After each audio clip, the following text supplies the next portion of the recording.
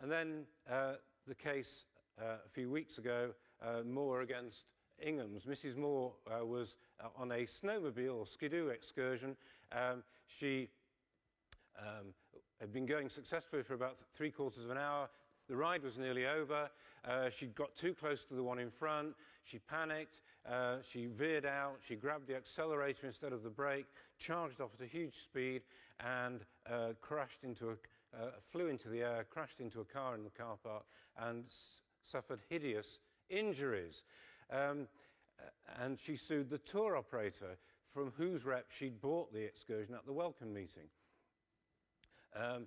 They were found liable, Ingham's, because the rep had sold the trip, because they'd issued an Ingham's receipt, because the rep had taken them to the garage where the excursion started, and above all, because when the actual skidoo man was asked in court, well, are these your customers or Ingham's customers? He'd said, they're Ingham's customers. And so on that basis, a claim which can well cost Ingham's £1, £2, £3 million, and they could have done nothing at all to avoid the accident from this highly reputable supplier. Nonetheless, it's going to be very, very costly. What's worse, if I just digress for a moment, Jackie mentioned the Package Travel Directive review.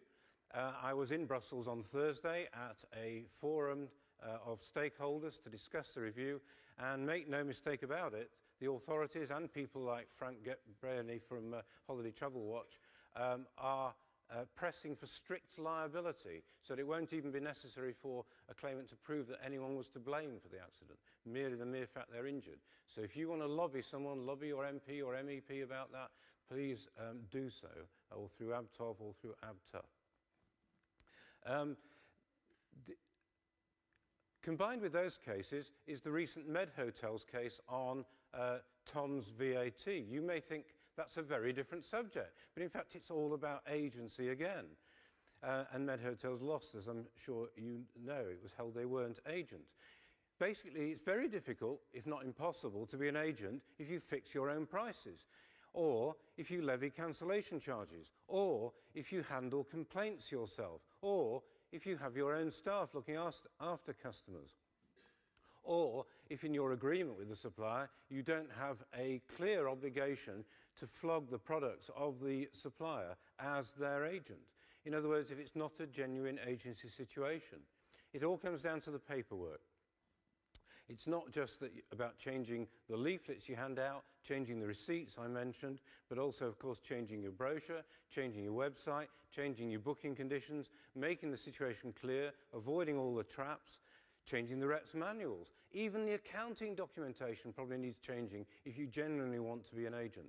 No more invoices to suppliers or threats not to pay them for this reason or that, because these are commission statements. You're only an agent, and that's what the documentation must prove. So you need a consistent, thought-through system if you want to be an agent either generally or for specific add-on products.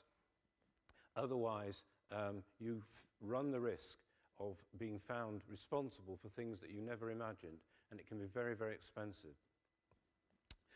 I want to end, though, with a bit more good news for you.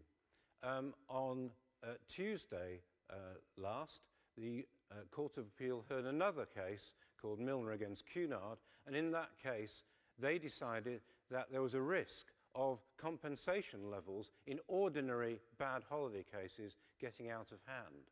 The Milners had paid £66,000 for a round-the-world 100-and-odd-day cruise on the Queen Victoria. And various things went wrong with it. They sued. They were awarded £22,000 compensation. The Court of Appeal reduced that to £12,000. And the major reason they did so was they said that it's time we unlinked the cost of the holiday from the distress and disappointment compensation. That just because you're rich and you can afford an expensive holiday doesn't mean that your distress and disappointment is higher or worse or at a higher level than a poorer person or somebody who has booked a much cheaper holiday. So they said that there should be an objective view of those levels of compensation. So hopefully that can end my presentation on a slightly more promising note for the future for you. Otherwise, I'll have to end on a chorus of that song about whether there's any justice in the world. Thank you very much.